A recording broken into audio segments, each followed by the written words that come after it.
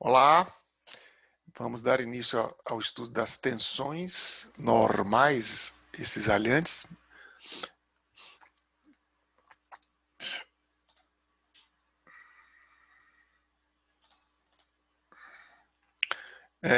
Vamos dividir em duas partes. Essa primeira parte a gente vai falar de modo mais geral, depois a gente vai especificar no caso de peças tracionadas de aço.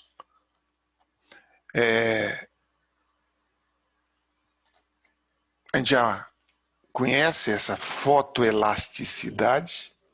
Essa é uma peça mecânica com furos. Perceba o fluxo, como se comporta diante dessa perturbação que é introduzida, e como a gente consegue qualitativamente perceber onde que se concentram mais tensões. Então isso é muito usado ainda na área de mecânica, né?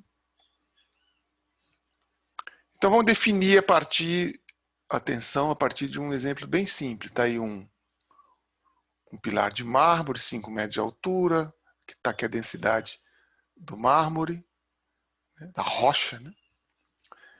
São 100 toneladas força que vai ser colocada aqui em cima.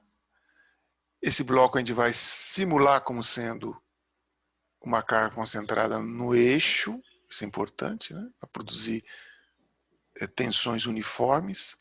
A seção transversal é circular e tem 1000 centímetros quadrados. Então, se a gente fizer um corte aqui, a gente vai perceber que, obviamente, essa força aqui tem que ser equilibrada. Alguém diria, não, mas tem uma força aqui equilibrando por dentro. Não, o que tem dentro são tensões que estão relacionadas com as deformações, porque quando você coloca uma carga de 100 toneladas, pode ter certeza que isso vai diminuir, vai encurtar, vai comprimir. O encurtamento de deformação se relaciona com a tensão de compressão. Então, essa tensão, que é como se fosse uma pressão pela área inteira, é que a gente vai utilizar para analisar os materiais. Então, cada centímetro quadrado, cada unidade de área, podia ser qualquer unidade, eu adotei centímetro quadrado de área, vai receber uma carga de 100 quilos. Ou seja, eu estou dividindo 100 toneladas por 1000 centímetros. Está aqui, ó. 100 toneladas são 100 mil quilos por 1000 centímetros, 100 quilos em cada centímetro quadrado. É isso que significa. Nota que é a unidade de pressão também, né? Então, essa unidade facilita muito a compreensão do comportamento interno das estruturas. Então, as ações externas são equilibradas por deformações que produzem tensões. A soma dessas tensões nessa área é que dá o esforço. Soma para a gente pode significar, em alguns casos, integral, certo? Então, a definição de tensão é essa: força resistida por unidade de área resultante da aplicação de uma força externa. Então, no nosso caso aqui, de tensão, que a gente vai saber que é normal, essa é a letra grega sigma minúsculo, isso é, a maior parte da literatura utiliza essa simbologia, é a carga P sobre a área. E daqui a gente pode, né, brincar. Se você é tensão, você é a carga, acha a área, que é o processo de dimensionamento. Ok? Então tá aqui, carga externa em kgf, área de seção transversal em centímetro quadrado, a gente vai ter a tensão em kgf por centímetro quadrado. Essa vai ser a unidade mais usual que a gente vai adotar no curso. A carga é considerada axial, aí vem as premissas. E as tensões são distribuídas uniformemente, isso é um modelo, então é óbvio que nem sempre a carga é bem axial, e é óbvio também que a tensão distribuída absolutamente uniforme é uma aproximação boa, mas é uma aproximação. Perguntas que sobram do exemplo, para pensar, qual o diâmetro do pilar? Eu dei a área, hein? Qual o diâmetro? Em geral, em estrutura, a gente trabalha com diâmetro, e não com o raio. Raio a gente utiliza em estradas, né? Qual o peso, ou melhor, a massa do pilar? Dada a densidade, tendo o volume, eu calculo a massa. E a pergunta mais difícil, o pilar resiste à carga aplicada? Essa é a pergunta do curso. Só que não com mármore, mas com aço. Essencialmente, são dois tipos de tensões. As tensões ditas normais, e normal aqui é uma característica geométrica.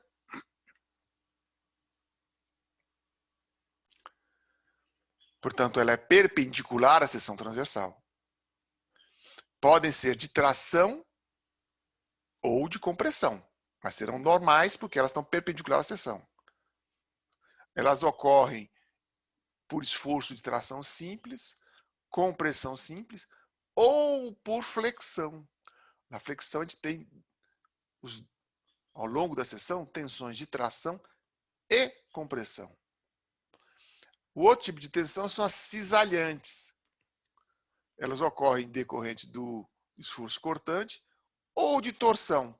Torção é um capítulo à parte, ocorre mais em objetos como um avião e grandes edifícios, pode ser submetido à torção, e casos muito particulares. Em geral, pontes também. Em geral, as vigas de edifício não sofrem torção. Aliás, é uma regra. Torção, evite-a. Os perfis não são apropriados para resistir à torção, em geral. Então, a tensão normal, como eu já falei, atua perpendicularmente, ou seja, de modo normal, à seção transversal. E a tensão de compressão normal, a tensão normal de compressão, resulta de uma força que tende a encurtar um corpo. Então, sempre que eu tiver um encurtamento, eu tenho tensão de compressão. E a de tração, ela é resultante da tentativa de alongar o corpo. Então, por exemplo, eu tenho aqui esse mezanino, são várias vigas, etc. Aqui está uma laje. Eu tenho esse tirante aqui de aço de 1 polegada A36, ASTM A36. Vamos supor que a resultante das forças todas é uma reação aqui de 5.000 quilos. Metade para cá, metade para lá. Né? Já que esse muro aqui não consegue suportar flexão. Né? Então, eu tenho aqui 5.000 quilos, por hipótese. Detalhe importante. Não é difícil de mencionar o tirante. Difícil é detalhar isso aqui. Tá? No final do curso a gente vai ver alguma coisa disso. Detalhar isso aqui também. Ok? Aqui eu usei uma barra redonda maciça. Porque vocês estão acostumados. Aliás, eu vi isso numa casa do Lelé. Exatamente isso aí. De novo, eu estou usando polegadas. Lembrando que uma polegada é 2,54 centímetros. Ok? Ou 25,4 milímetros. Lembrando que a área de um pilar é πd2 ao quadrado sobre 4, ou πr2. Mas como eu falei, em estruturas em geral a gente usa o diâmetro e não o raio. Então, substituindo, eu tenho uma área de 5,07 centímetros. Agora, o cálculo da tensão normal, sigma, é tensão normal. Sempre que tiver sigma, eu sei que a tensão é normal. P sobre A, a carga foi dada de 5.000, a área de 5,07, dá uma tensão de 986 kg por centímetro quadrado, quase 1 tonelada por centímetro quadrado. Ok? A pergunta é, a barra proposta resiste à carga aplicada? Depende da qualidade do aço envolvido.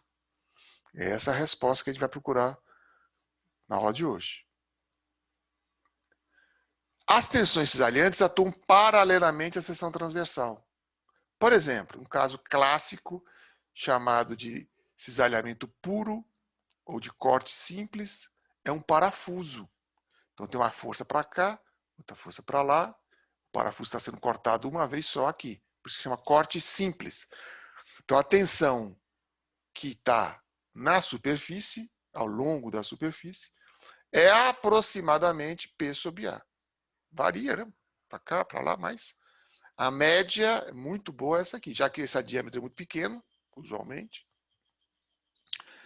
essa força é transmitida por contato aqui, e essa outra por contato aqui, e no fuste do pilar, do parafuso, a gente chama de fuste, essa região aqui, do diâmetro do parafuso, eu tenho uma tensão uniforme P sobre A. Então, de novo, essa letra grega, tal, minúscula, e a mesma fórmula.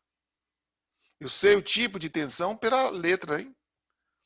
A letra grega é uma tradição muito antiga, a gente usa essa letra grega para representar tensões assim, sei lá.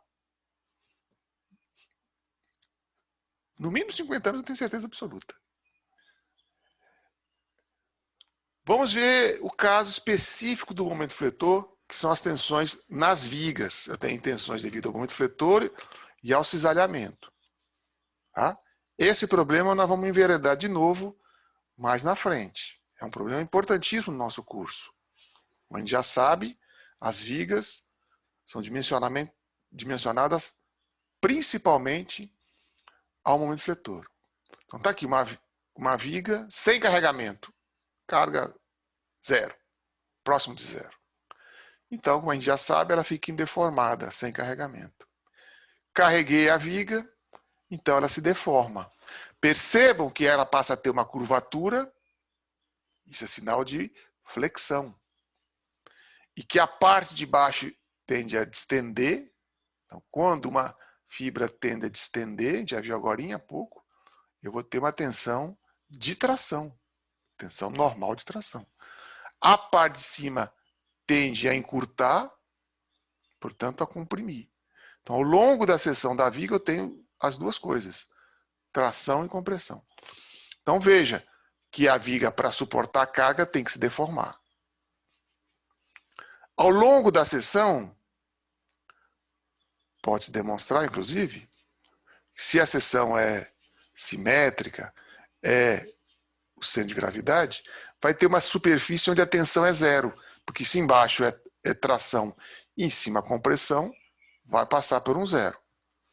Se o material for linear, que são os materiais em geral, aço principalmente, a gente vai ter essa superfície neutra.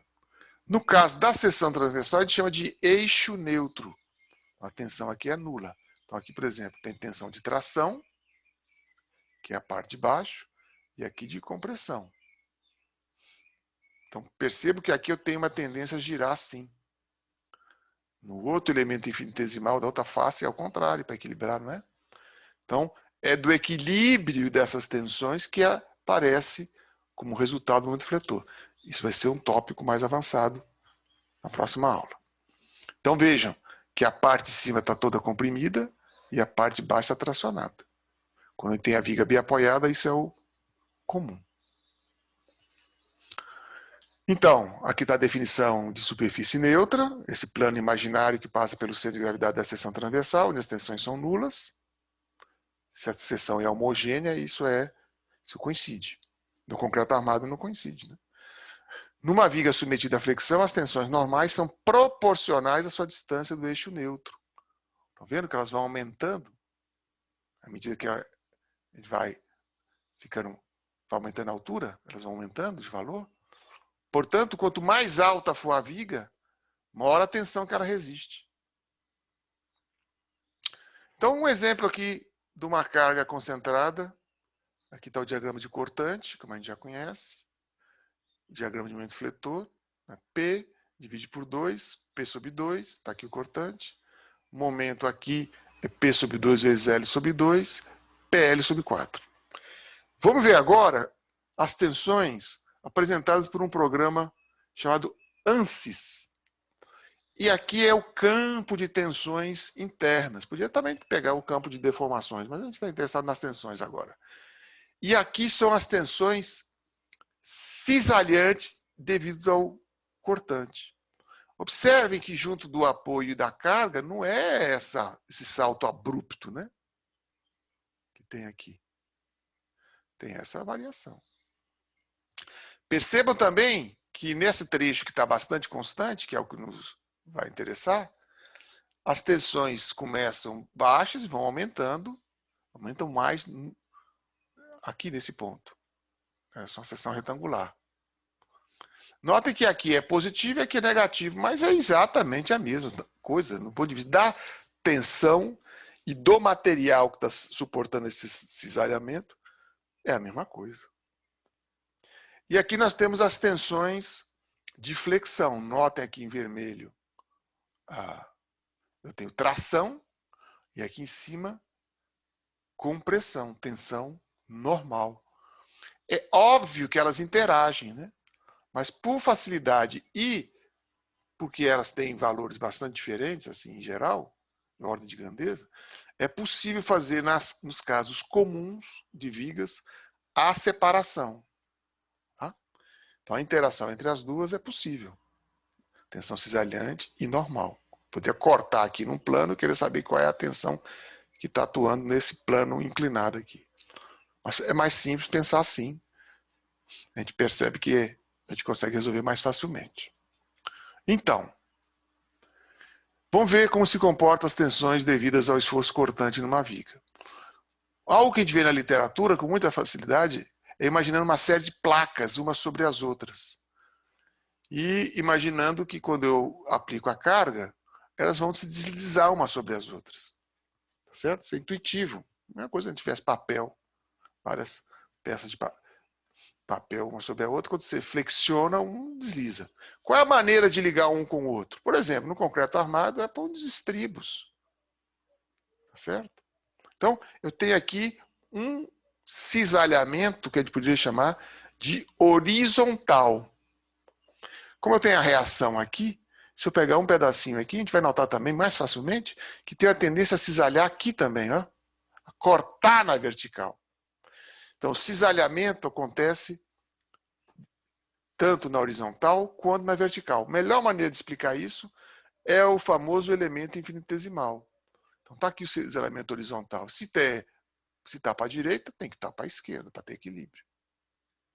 Se tende a girar horário, vai ter que ter uma tendência a girar anti-horário, que é o cisalhamento vertical. Tá certo? Em geral, a gente só precisa do cisalhamento vertical se a gente fosse calcular uma solda ou um reforço que a gente vai parafusar. Se fosse na madeira também, se você juntar duas peças de madeira, você vai ter que colocar uns parafusos aqui, vai ter que calcular o cisalhamento nele. Ok? Agora, uma peça solidária não precisa. Aí a gente vai ver daqui a pouco. Então, a tensão cisalhante nas vigas, devido ao esforço cortante, tende a deslizar as seções longitudinais, o que a gente chama de cisalhamento horizontal, e tende a deslizar as seções transversais, o cisalhamento vertical, que é explicado com facilidade pelo elemento infinitesimal. Numa seção retangular, a gente demonstra, vários livros têm essa demonstração, e isso é usado principalmente em madeira, a gente percebe que as tensões variam parabolicamente ao longo da seção transversal. Mais ou menos como isso aqui está mostrando. Olha, vai do zero, aumenta, volta para o zero. Está aqui, ó, zero. Ok? E isso é uma parábola, pode ser demonstrado também. No caso, a seção retangular. O que a gente está interessado usualmente é essa tensão máxima aqui cisalhante, tal máximo, que na viga retangular é dado por essa fórmula, algo que vocês vão usar lá na madeira. 3,5 de QBH. Vejam que aqui é força e aqui é área. A tensão máxima, que a gente tem que controlar, é 1,5 a tensão dada pelas fórmulas que a gente viu anteriormente. Se a gente quisesse fazer uma assimilação, né? Esforço cortante, largura, essa largura aqui que não sumiu, e aqui é a altura. Bom, e nas vigas I ou U, que são as nossas vigas de aço, como é que isso se comporta? Então a gente percebe em ensaio, e pode também demonstrar matematicamente, que a tensão aqui começa a crescer e de repente, como há uma diminuição abrupta na seção, veja que a seção se fosse retangular seria isso, há uma descontinuidade quase, a tensão dá um pulo, aumenta a tensão, porque tem menos área. Tensão é carga sobre área, né? Então, se eu tenho menos área, a tensão aumenta. E ela fica mais ou menos constante ao longo da seção. ok? Então, essa tensão máxima é dada pela simplesmente Q, que é a carga, dividido pela área. Qual área? Não é a área do perfil. É a área da alma do perfil. Então, é a área da alma. Essa figura aqui vai permitir a gente perceber melhor isso. Então, está aqui um perfil. É M a espessura da mesa. É A a espessura da alma.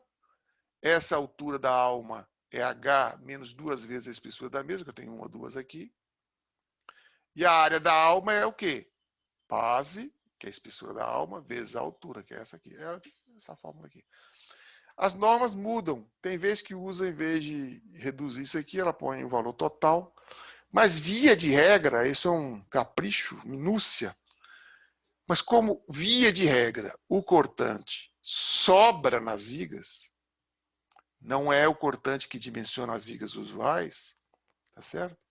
Isso fica um refinamento. Mas vamos seguir a norma para não dar dor de cabeça, tá certo? Então, no caso das vigas de aço, a tensão é constante ao longo da alma e a tensão máxima é cortante dividido pela área da alma. Quando a gente for fazer o dimensionamento de vigas, a gente vai usar essa fórmula aqui e essa aqui também. Essa imagem vai aparecer de novo. Bom, então encerrando aqui a primeira parte, para ficar um vídeo mais curto, para a gente poder ver o outro, que também é mais ou menos desse tamanho também. Até bem brevinho.